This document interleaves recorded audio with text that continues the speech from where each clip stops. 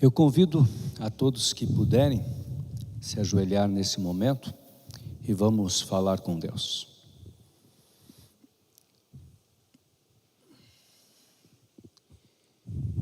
Querido Deus, Pai eterno, Deus de amor, Deus de misericórdia. Neste momento, Senhor, na qualidade de seus filhos, mais uma vez, Pai, humildemente, queremos pedir a impressão do Teu Santo Espírito neste lugar. Amém. Senhor, que as nossas ofertas, pequenas ou grandes, possam realmente ter o significado que mais importa, que é a entrega do nosso coração e tudo que temos a Ti, Senhor.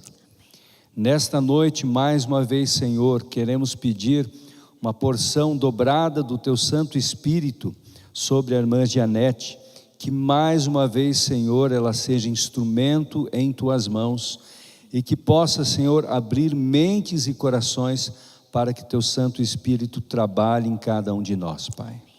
Nos dá a bênção, Senhor, de crescermos a cada dia em espírito e em verdade. Nos abençoe com a presença do Teu Santo Espírito em nossos lares e aqui nesse momento, tudo isso nós pedimos e desde já agradecemos em nome de Jesus. Amém.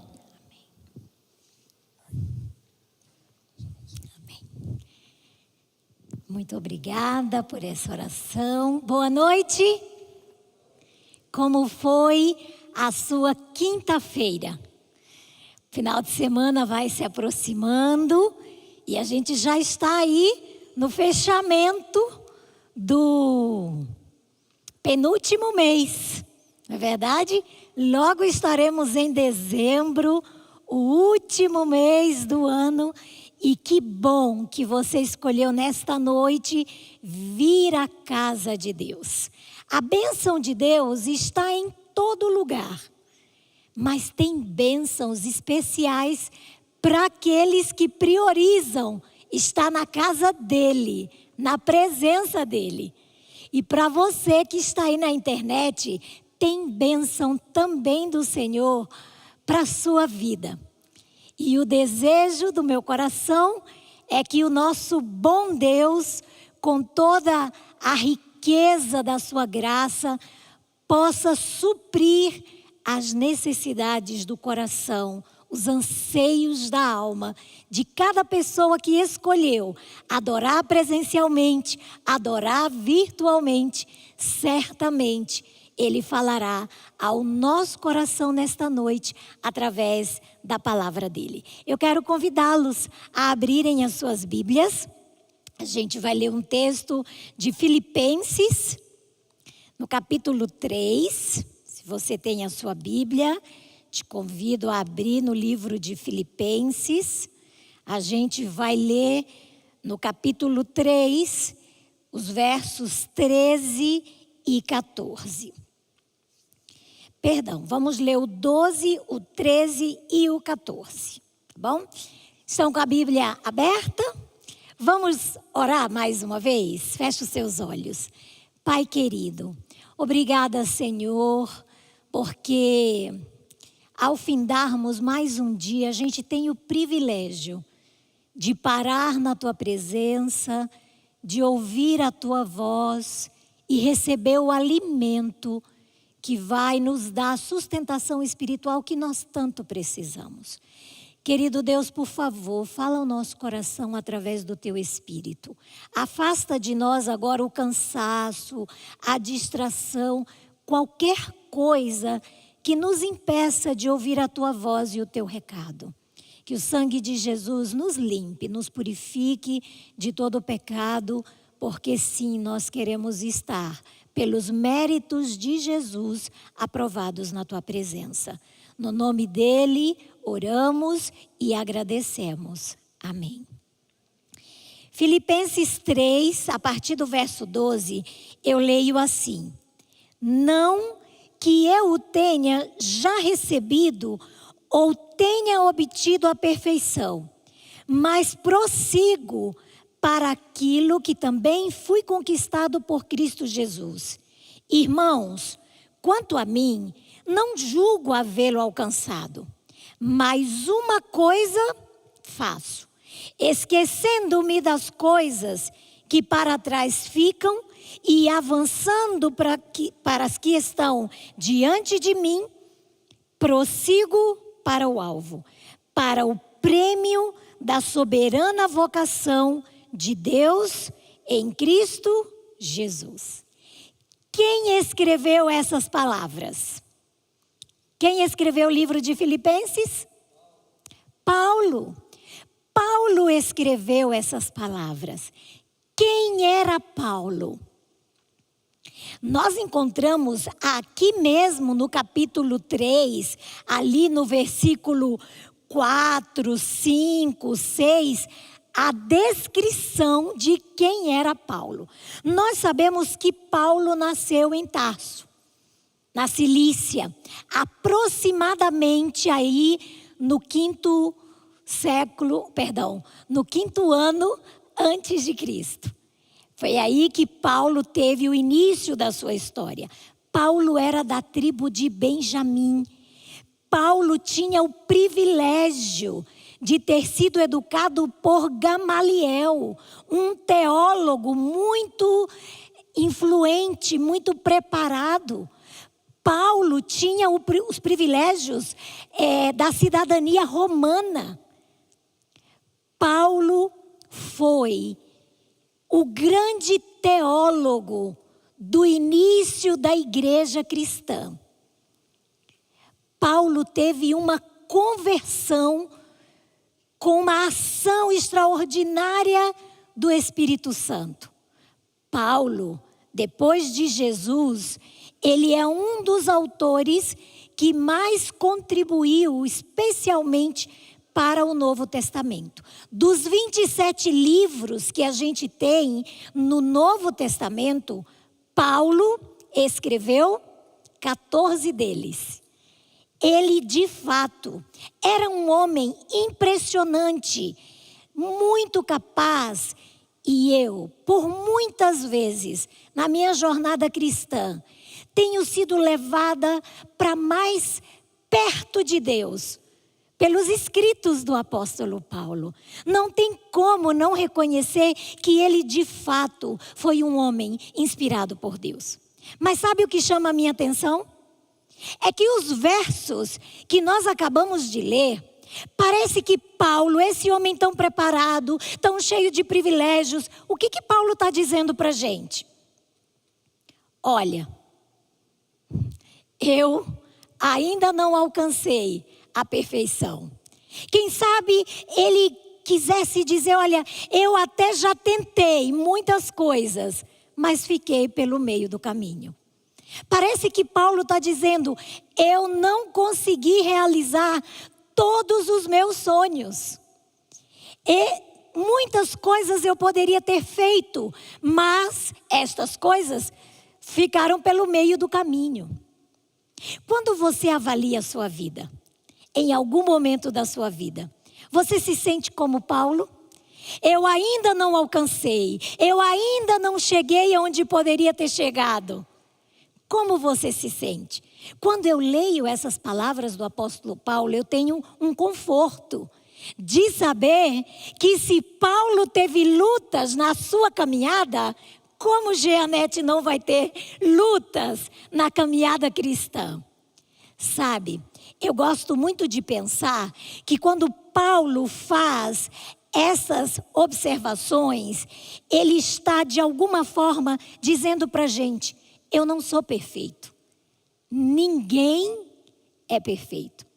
E quando esses sentimentos, às vezes de reflexão, quem sabe com um ar de fracasso até para algumas coisas, tomam conta da nossa mente, qual deve ser a nossa atitude? O que o apóstolo Paulo diz aí no verso que nós lemos? No finalzinho do verso 13, ele diz assim, eu não alcancei tudo, mas uma coisa eu faço. O que ele diz que faz? Esquecendo-me das coisas que para trás ficam. Olha, esquecer a velha vida, esquecer os velhos fracassos, deixar para trás aquilo que não te leva para frente. É o conselho sábio que o apóstolo Paulo nos dá nesta noite. E ele diz assim: eu esqueço o que ficou para trás. E se tem alguém que teve que esquecer as coisas que ficaram para trás, foi Paulo. Porque Paulo foi um perseguidor da igreja. Paulo foi um homem cruel. Paulo sentia prazer na morte dos seguidores de Cristo. Imaginem se Paulo não esquecesse e não deixasse para trás esse passado. E ele diz: esquecendo-me das coisas que para trás ficam. Além de deixar o passado antes da conversão, mesmo depois da conversão, Paulo sofreu muito. Paulo foi preso, Paulo foi espancado, Paulo foi maltratado, Paulo sofreu naufrágio, Paulo foi picado por serpente. Já pensou? Se Paulo cruzasse os braços e agora falasse: ó céus, ó vida, ó azar, não. Paulo jamais teria sido um instrumento tão poderoso que ele foi nas mãos do Senhor. Mas ele teve que deixar a sua vida passada para trás. Ele teve que deixar a história de sofrimento por causa do amor a Cristo para trás. E aí ele diz: esquecendo-me das coisas que para trás ficam, o que ele faz? O que diz aí no início do verso 14? Ele diz: prossigo para o alvo. Ah, queridos, Ellen White tem uma citação que eu gosto muito. Ela diz que o rumo do povo de Deus é para frente e é para cima.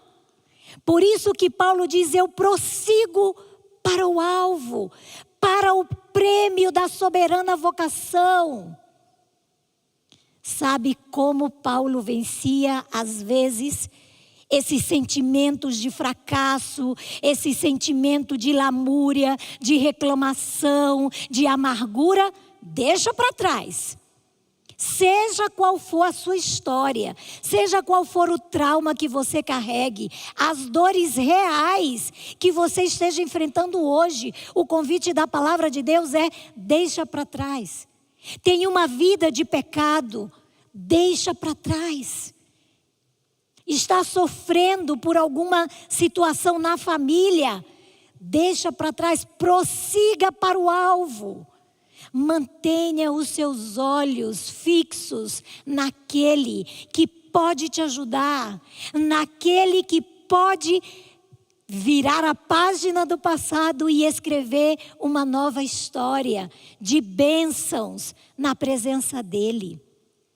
Eu aprendo com o apóstolo Paulo que tudo aquilo que não me leva para frente, eu preciso deixar para trás. Sabe, queridos, o inimigo de Deus, ele é especialista em nos manter presos ao passado. Porque quando ele nos mantém presos ao passado, ele nos mantém presos na culpa, presos na falta de perdão, presos no pecado, sem dar condições de que você avance, de que você cresça, de que você se desenvolva, especialmente na carreira cristã. Existem algumas histórias na Bíblia que me ensinam muito sobre essa questão, porque enquanto o inimigo nos puxa para o passado, Jesus sempre foca no presente e no futuro. Quem anda para trás é caranguejo. Quantos aqui dirigem? Você dirige o tempo todo olhando para o retrovisor? Você dirige o tempo todo olhando para onde? Olhando para frente. O retrovisor é para momentos específicos. Se você olha dirigindo para o retrovisor o tempo todo, o que vai acontecer em algum momento? Você pode bater com o carro.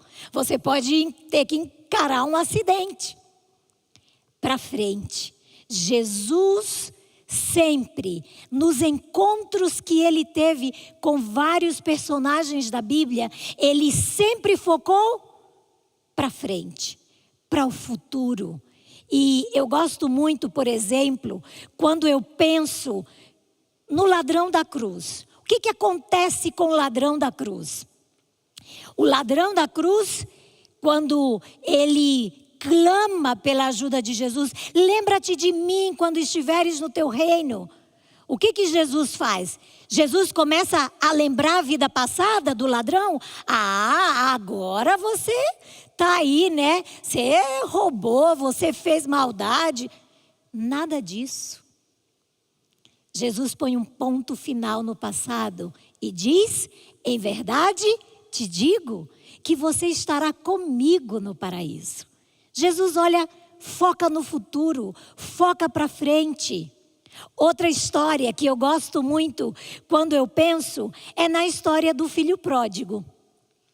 Quando o filho pródigo volta, ele volta cheio de pesar, cheio de justificativas.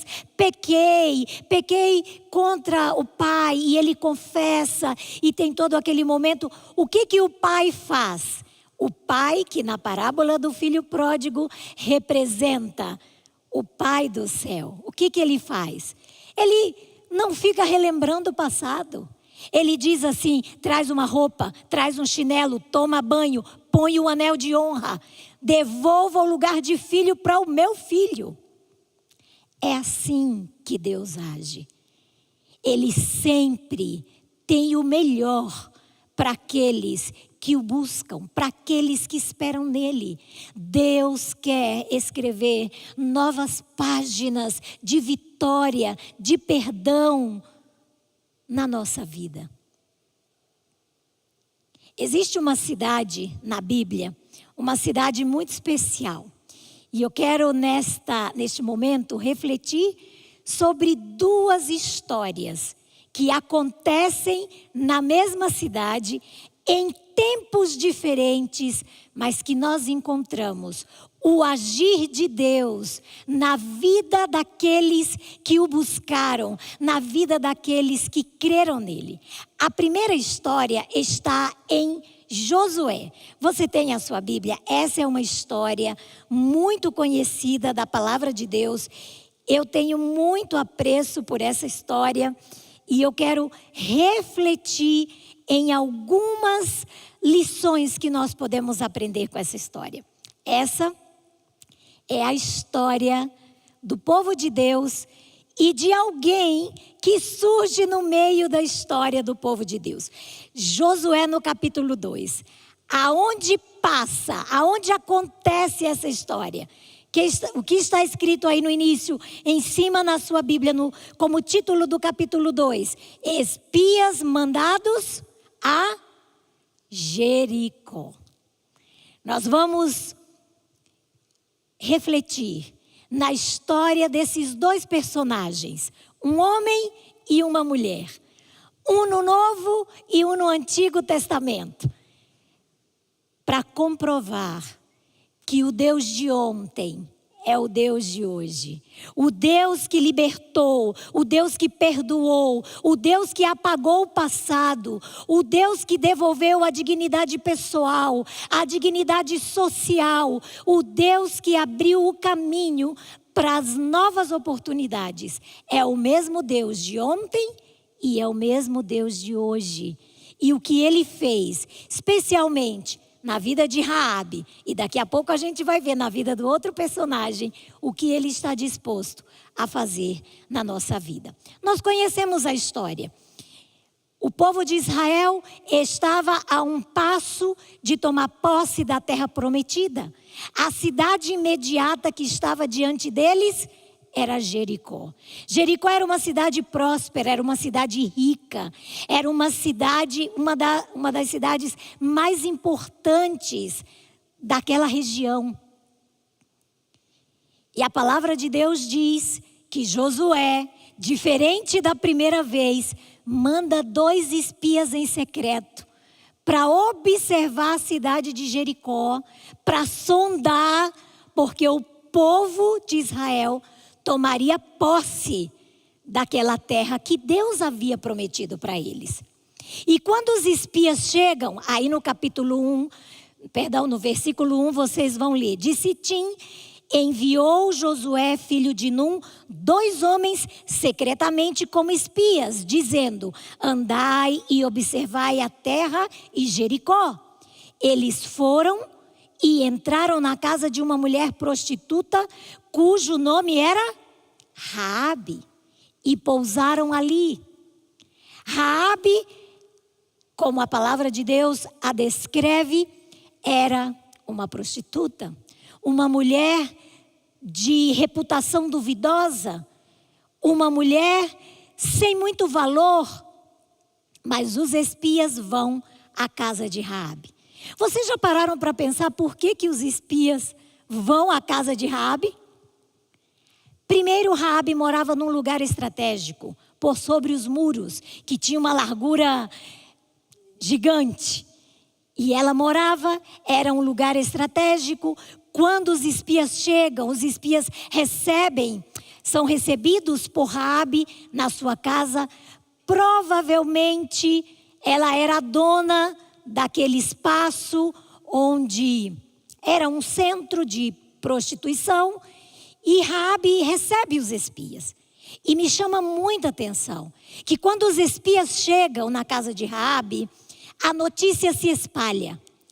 Todos sabem que tem 2 espias na casa de Raabe. E se você ler o restante da história, o capítulo, você vai ver que a notícia chega para o rei. E o rei diz assim: Raabe, entrega os espias.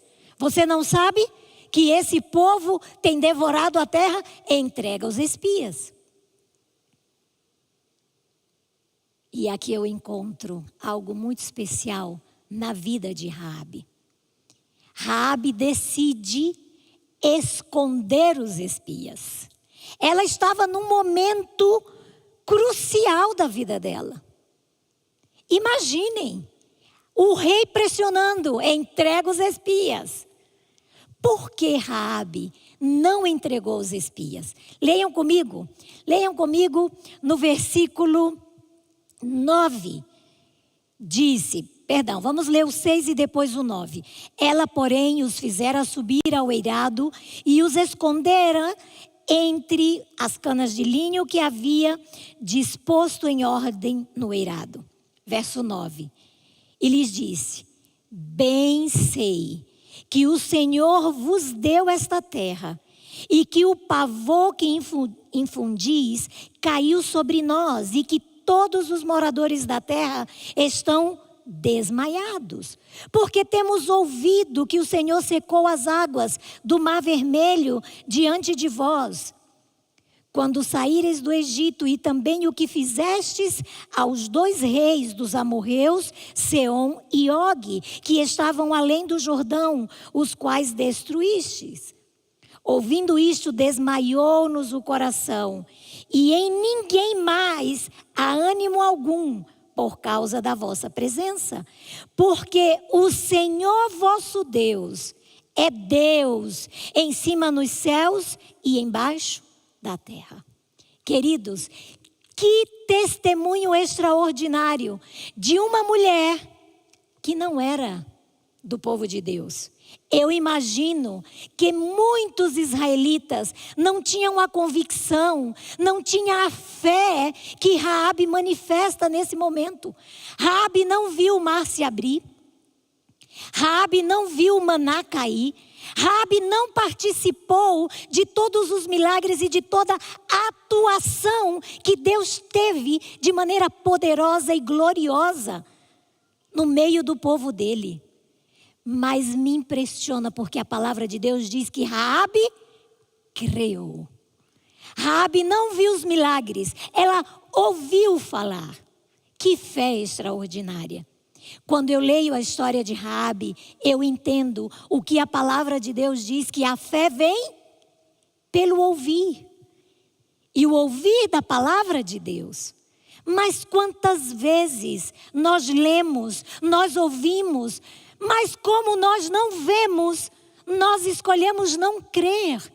E perdemos tantas bênçãos, e perdemos tantas oportunidades. Raabe ouviu e Raabe creu.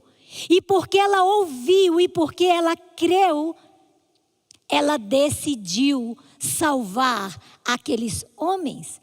É verdade que Raabe conta uma mentira, a gente sabe disso, e o fato dela contar a mentira não quer dizer que Deus e que os céus estavam de acordo com aquela mentira, mas apesar disso, Deus reconhece que Raabe manifestou uma fé extraordinária. E o que acontece? Ela esconde os espias, ela faz um acordo com os espias, de que se eles protegessem, não é? Ela não os denunciaria. E eles fazem um acordo. Esse acordo é firmado com um cordão vermelho. Os espias voltam para Josué com o relatório. Raabe fica na cidade.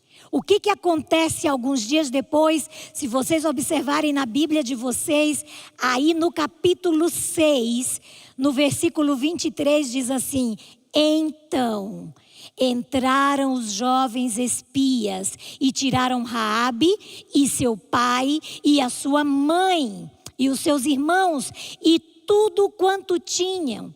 Tiraram também toda a sua parentela e os acamparam fora do arraial de Israel. Mas Josué, verso 25, mas Josué conservou com vida a prostituta Raabe e a casa do seu pai e tudo quanto tinha. E você vai ver na descrição que toda a cidade de Jericó pereceu. Toda a cidade foi queimada e destruída. Mas Raabe, seu pai, sua mãe, seus irmãos, a sua família foram poupados porque ela teve uma fé que foi além daquilo que os olhos podiam ver. Lembram quando Tomé pede para ver as marcas nas mãos de Jesus e pede para tocar? O que Jesus diz? Bem-aventurado os que não viram, mas creram. Bem-aventurada foi Raabe, com um passado feio, com todo o preconceito que ela poderia enfrentar nos seus dias, todo o rótulo de ser uma prostituta. Essa mulher tinha o seu coração aberto. Ela tinha a mente aberta, não apenas para conhecer. Ela conheceu, ela creu e ela agiu em função das suas convicções. É assim que Deus vira a página dos seus filhos. Crer, decidir e agir. 3 pontos muito importantes na vida de Raabe.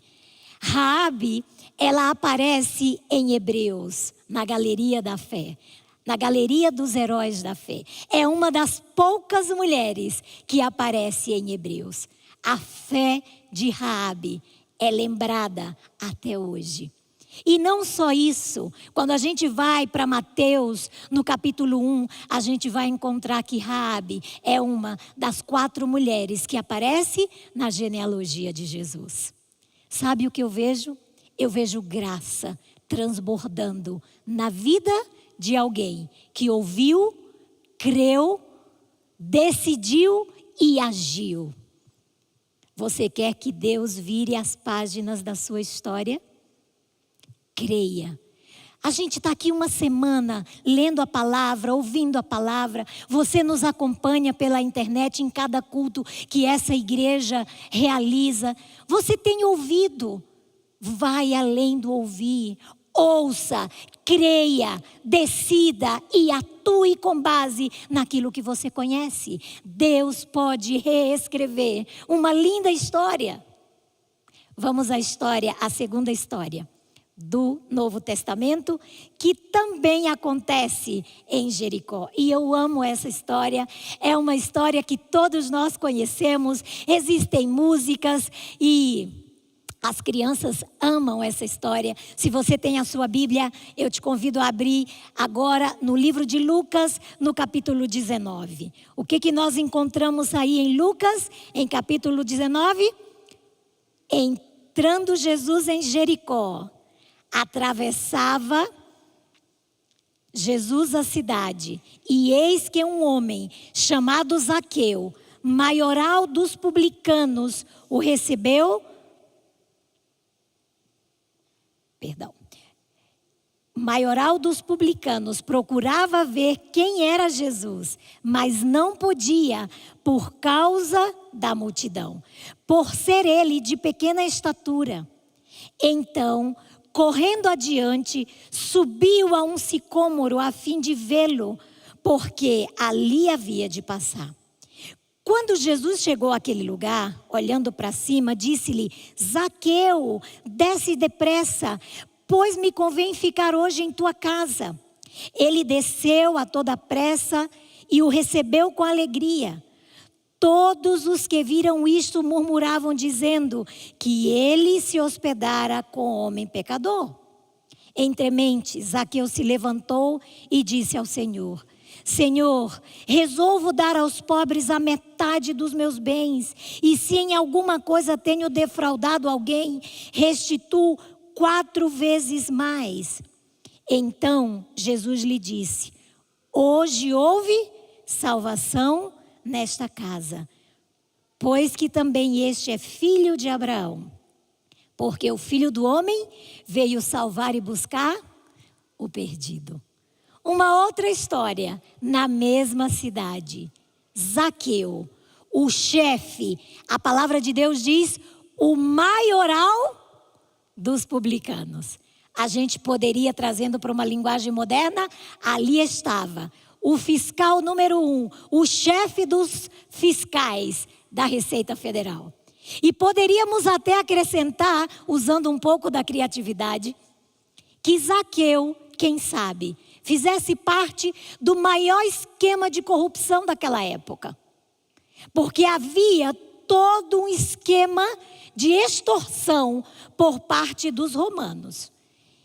E Zaqueu, sendo um israelita e cumprindo um papel de cobrador de impostos, apesar de ser um homem rico, de ter uma função privilegiada, ele era odiado pelo seu próprio povo. Era rico, mas não tinha paz. Era rico, mas o seu nome não tinha tanto prestígio. Ah, queridos, quantas vezes a gente pensa que o nosso valor está naquilo que a gente possa ter materialmente.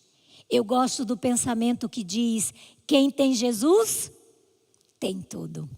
Quem não tem Jesus, não tem nada. E Zaqueu é a prova disso. Ele era um homem rico, a palavra de Deus diz, ele era rico.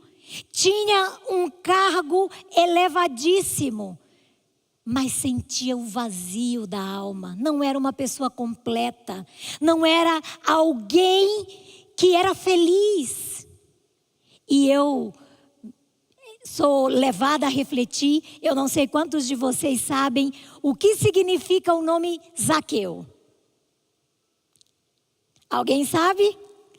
Zaqueu significa justo, uma variação para puro também é encontrada no significado do seu nome. Agora, como um homem envolvido em um sistema de corrupção, em extorsão, como que esse homem pode ter um nome com esse significado? Especialmente nos tempos bíblicos, que o significado do nome estava muito relacionado ao caráter da pessoa. Parece que não combina o nome de Zaqueu com a prática que ele vive. Sabe, Zaqueu era um homem que enfrentava muitas dificuldades. Mas eu gosto de pensar, quando eu leio na palavra de Deus, quando diz assim: Zaqueu queria ver a Jesus. Ele procurava ver a Jesus. Eu fico imaginando que alguém falou de Jesus para Zaqueu. Eu fico imaginando que Zaqueu, quem sabe, o próprio Mateus. Porque Mateus, um dos discípulos de Jesus, havia sido cobrador de impostos. A palavra de Deus diz que ele deixa a mesa dos cambistas e segue a Jesus. Quem sabe Zaqueu ouvira falar de Jesus, que Jesus não fazia acepção de pessoas, que Jesus não fazia discriminação, que Jesus amava, perdoava e dava novas oportunidades aos pecadores. Seguramente ele ouviu, e eu imagino que ele guardava no coração o desejo: como eu queria ver a Jesus. Ah, queridos, a multidão impedia Zaqueu de ver a Jesus, porque ele era baixinho. Olha, o povo da região já não é um povo muito alto, né? Quando a Bíblia diz que ele era baixinho, eu imagino que era uma limitação mesmo. Mas sabe, a multidão não foi suficiente para fazer Zaqueu desistir. Ele pensou, ele arrumou um plano e ele sobe. Ele sobe em uma árvore para ver a Jesus. Parece algo muito cômico até, não é? Uma pessoa tão importante, tão rica, subindo numa árvore para ver a Jesus. E quando Zaqueu está lá em cima, esse é um ponto da história que toca o meu coração. Jesus olha para cima e chama pelo nome: Zaqueu. Eu imagino que Zaqueu quase teve um troço, caiu ali, né? Zaqueu. Queridos, Jesus foi ao encontro de Zaqueu. Zaqueu pensava que ele queria ver a Jesus. Mas antes, Jesus já estava à procura de Zaqueu. Jesus já conhecia Zaqueu. É sempre Jesus que toma a iniciativa para a nossa salvação. E deixa eu dizer, Jesus conhece os anseios do seu coração. Jesus conhece a crise que você está vivendo nesse momento dentro da sua casa. Jesus conhece a angústia porque seu filho está fora da igreja. Jesus conhece a sua angústia das lutas do seu trabalho. Jesus conhece a sua dor por um diagnóstico muito difícil que você esteja vivendo nesse momento. Jesus sabe todos os detalhes da sua vida. A palavra de Deus diz que Ele sabe quantos cabelos tem na nossa cabeça. Nós mulheres secamos o cabelo, escovamos o cabelo, não é verdade? E às vezes no piso branco do banheiro caem aí alguns cabelos. Eu não consigo contar nem os que caem, quanto mais os que ficam. Isso quer dizer que Jesus nos conhece com profundidade, conhece a nossa história, acompanha a nossa trajetória, sabe das nossas lutas, sabe dos nossos desafios. E assim como Jesus vai ao encontro de Zaqueu, Jesus entra nessa igreja hoje, entra na sua casa, entra no seu carro, de onde você está assistindo, e Jesus te chama pelo nome. Porque Ele tem prazer em salvar os perdidos. Ele tem prazer em nos devolver a paz. Ele tem prazer em reescrever as nossas histórias. Jesus diz: Zaqueu, e aí vem a segunda frase que para mim é muito significativa. Jesus chama pelo nome e Jesus diz o quê? Desce depressa, Zaqueu. Não é para amanhã, é para agora. É hoje. O tempo que nós temos de oportunidade é o presente. O que vai acontecer amanhã não nos pertence. Nem sabemos se vamos acordar com vida. E Jesus diz assim: desce depressa, Zaqueu. Ah, queridos, quando os temas de vida ou morte, quando os temas de salvação, quando os temas de entrega chegam à nossa mente, a gente não pode ficar pensando: semana que vem, ano que vem eu vou tomar minha decisão. Não, quando eu casar, eu vou me entregar totalmente para Jesus. Não, quando eu conseguir esse emprego, aí vou ser fiel. O tempo é hoje. Quando Jesus diz, desce depressa, Zaqueu. É agora, Zaqueu. O seu tempo de oportunidade é hoje. Deus está indo ao seu encontro para dizer para você, faz as mudanças que você precisa hoje. Toma a decisão, você está ouvindo, o Espírito Santo tem te chamado. Faça como Raabe, faça como Zaqueu. Ouça, creia, atenda, decida, atue.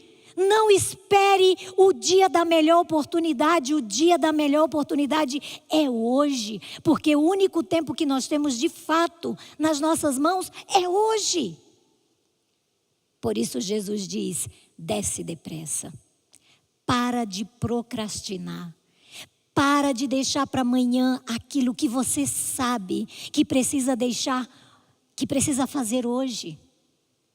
A mudança de um hábito. A mudança de um comportamento dentro de casa que está sendo nocivo para a sua família. O não liberar perdão. Tudo isso arruina a sua vida. O tempo é hoje, a oportunidade é agora. E aí, o que eu mais gosto é a terceira frase da história de Zaqueu, quando Jesus diz assim, desce depressa, porque eu quero ir na sua casa. Jesus não quer um relacionamento distante com a gente. A gente leva para casa quem? Quem é íntimo. Você não sai convidando todo mundo para ir tomar uma refeição na sua casa, verdade ou mentira? A gente leva quem é íntimo. E sabe o que eu vejo nessa frase? Zaqueu, eu quero ir na sua casa. Eu quero viver uma experiência íntima com você. É assim que o nosso Deus, o grande Rei do Universo, que nos conhece, que nos acompanha, que vai ao nosso encontro, é assim que Ele quer se relacionar conosco, com intimidade. Convida Jesus para a tua casa. Convida Jesus para a tua família. Convida Jesus para o teu relacionamento com teu esposo. Convida Jesus para os teus negócios. Deixa que Ele faça parte da sua vida. Aquele encontro de Jesus com Zaqueu levou Zaqueu à confissão dos seus pecados, a expressar o desejo de mudança, de devolver tudo aquilo que ele havia tomado injustamente. E a gente vê um processo de mudança na vida de Zaqueu. O Deus de ontem é o Deus do presente. O Deus que resgatou Raabe de um histórico de vida horrível. O Deus que resgatou e foi ao encontro de Zaqueu e mudou a sua vida, é o Deus que quer mudar a nossa vida. É o Deus que quer virar a página e reescrever as nossas histórias. Com vitória, com esperança, com paz, com vida abundante. Não deixe passar a oportunidade. Eu quero terminar contando a história. A história de um jovem que eu conheci através do meu filho, porque esse jovem foi pregar na igreja do NASP e o meu filho então falou: mãe, assiste o testemunho desse jovem, é um testemunho público, está na internet. É o testemunho do Jeconias. O Jeconias era filho de pais cristãos. Ele morava na periferia em Brasília. E cresceu ali na periferia. Um lugar com muita droga, um lugar com muita marginalidade. E na 5ª série, o Jeconias parou de estudar. Largou a escola, começou no mundo das drogas muito cedo. E em 2006, ele foi preso. Ele teve registrado mais de 26 passagens na delegacia de polícia ali em Brasília. Como menor, esteve internado 4 vezes num centro de cuidado para menores. A mãe do Jeconias era uma mulher fiel. E embora ela se angustiasse, embora ela sofresse, essas são as palavras dele: a minha mãe nunca deixou de orar por mim. A minha mãe nunca desistiu de mim. E muitas vezes, quando eu estava preso, a única pessoa que ia me visitar, a minha mãe. E ele diz que quando entrou num sistema, no semiaberto, certo dia ele disse para a mãe assim: mãe, eu vou sair no sábado, deixa a chave da casa com a vizinha que eu vou para casa. E a mãe disse: eu não vou deixar a chave com a vizinha, passa na igreja e pega comigo. E ele passa na igreja para pegar a chave com a mãe. E a mãe disse: filho, já que você está aqui, assiste o culto. Mãe, por isso que eu não queria vir aqui na igreja, porque você está sempre insistindo. Ele ficou, ele assistiu. Ele conheceu uma jovem naquele dia. Ele começou a namorar com essa jovem. Teve muitas lutas de idas e vindas. Mas o Jeconias voltou para os braços de Jesus. Ele diz: as orações da minha mãe me trouxeram de volta para os braços do Pai. O Jeconias casou com essa jovem. O Jeconias teve a página virada. O Jeconias estudou teologia. O Jeconias é um pastor da igreja adventista hoje. Ele mora em Brasília, ele tem 2 filhas. Hoje ele é embaixador da ONU e ele desenvolve um ministério carcerário. Ele atende aos presos, ele atende 26 presídios, faz um trabalho extraordinário. O Deus do passado é o Deus do presente. Não tem nada na sua vida que Deus não possa tocar, que Deus não possa transformar. Os impossíveis são apenas uma das qualidades do nosso Deus. O Deus que mudou a história da Raabe, o Deus que mudou a história de Zaqueu, o Deus que mudou a história do Jeconias, Ele está batendo no seu coração. Não existe pecado que te leve para tão longe que Ele não possa te alcançar. Não existe problema tão grande que Ele não possa resolver. Ele pode perdoar, Ele pode apagar todos os seus erros e escrever uma nova história. Nós vamos ouvir uma música, o Ali vai cantar para a gente. E enquanto você ouve essa música, tem pecado na sua vida? Hoje é dia de buscar o perdão. Tem fracasso? Hoje é dia de buscar vitória. Finalzinho da música, fica em pé, clama por libertação, clama por socorro, clama por vida nova. Jesus diz: vinde conversar comigo.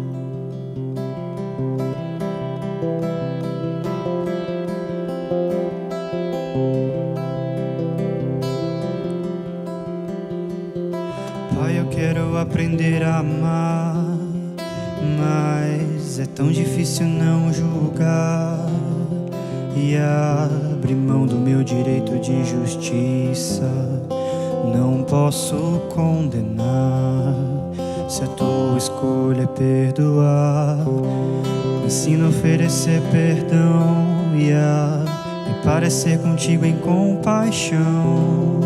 Deus, livra-me de mim, guarda o meu coração, pois nas vezes em que tropeço, tenho em ti o que mais peço: perdão e misericórdia me alcançam e lançam pra bem longe de mim acusação. Se confesso os meus pecados, sou por Deus justificado.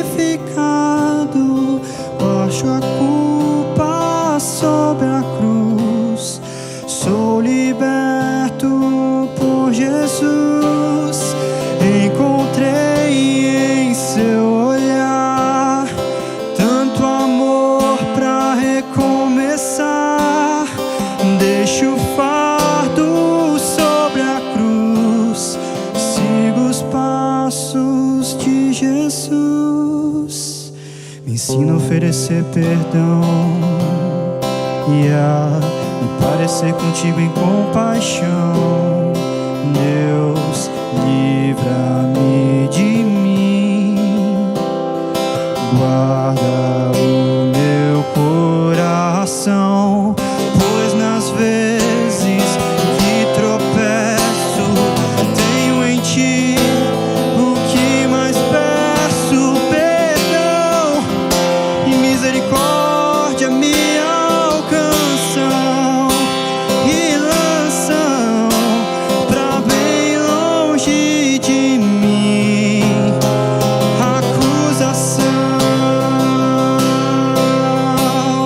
Se confesso os meus pecados, sou por Deus justificado.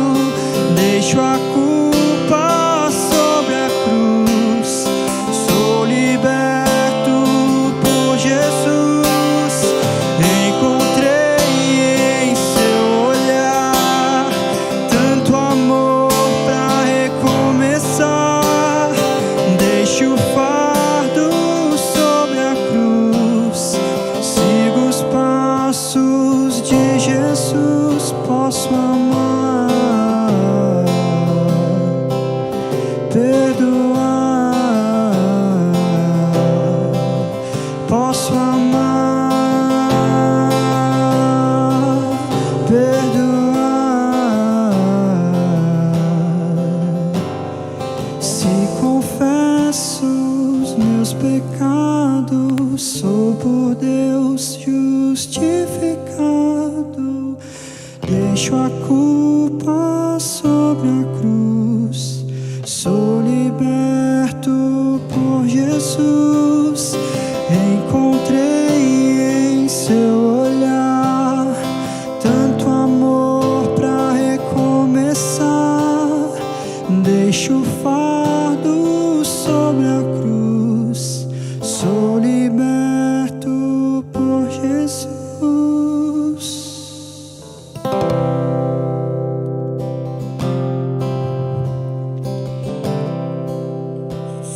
2 Coríntios capítulo 6, no verso 2 diz assim: eu te ouvi no tempo da oportunidade e te socorri no dia da salvação. Eis agora o tempo sobremodo oportuno, eis agora o dia da salvação. Vamos orar. Querido Deus e bom Pai, obrigada, Senhor, porque o Teu poder não foi manifestado apenas no passado, na vida dos homens e mulheres da Bíblia, mas Ele continua à nossa disposição hoje. Nós temos, Senhor, muitas coisas na nossa vida que precisam ser tocadas, transformadas, reescritas pelo Senhor. E nós queremos clamar, queremos, assim como Raabe, assim como Zaqueu, não apenas ouvir, mas nós estamos diante do Senhor para dizer: opera na nossa vida, Senhor, os milagres que nós necessitamos. E que o maior milagre seja o milagre de entregar o nosso coração e a nossa vida completamente nas Tuas mãos. Restaura, ó Deus, a nossa saúde física, restaura a nossa família, restaura a nossa alegria e o sentido de viver, mas sobretudo, restaura a nossa fé.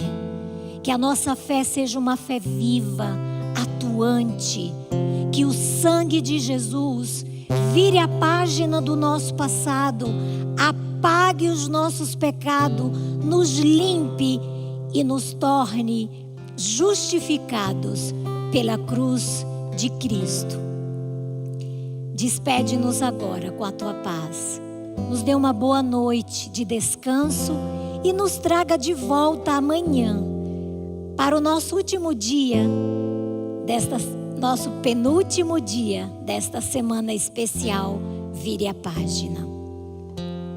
Despede-nos agora com a tua paz. Pedimos e agradecemos em nome de Jesus. Amém. Até amanhã, nosso penúltimo dia. Convide os seus amigos. Ele tem propósito para a sua vida. Olá, que bom que você esteve conosco participando de mais um culto de adoração a Deus. Eu falo aqui da Igreja Central de Curitiba e eu quero agradecer você pela sua participação, pelo seu envolvimento, por você ser um membro da nossa igreja à distância. Saiba que nós oramos por você e amamos muito você. Muito mais do que saber que você ora por nós, pelo nosso ministério aqui na Igreja de Curitiba, é saber que também nós temos muitos pessoas, irmãos, amigos que participam conosco através de doações. Isso mesmo, doações que nos ajudam a manter os nossos equipamentos e também fazer atualizações em nossos equipamentos de transmissão, de som. E isso acontece constantemente. Se você quer, além de orar, participar conosco através de doações, de ofertas, para que o Evangelho continue sendo propagado aqui, através da Igreja Central de Curitiba para todo mundo e abençoar tantas pessoas como você tem sido abençoado, seja você também um doador. Acesse o link que aparece na sua tela ou também o link na descrição deste vídeo. Que Deus te abençoe grandemente. Muito obrigado.